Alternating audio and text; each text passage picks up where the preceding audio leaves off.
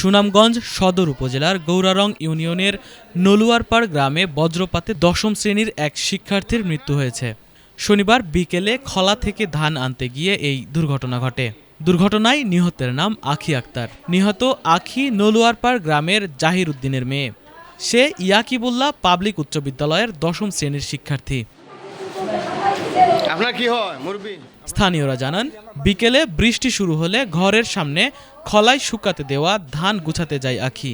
এ সময় হঠাৎ বজ্রপাত হলে ঘটনাস্থলেই গুরুতর আহত হয় সে। পরে স্বজনরা উদ্ধার করে সুনামগঞ্জ সদর হাসপাতালে নিয়ে আসলে কর্তব্যরত চিকিৎসক তাকে মৃত ঘোষণা করেন। ঘটনার সত্যতা নিশ্চিত করেছেন সুনামগঞ্জ সদর থানার ওসি মোহাম্মদ রতন শেখ।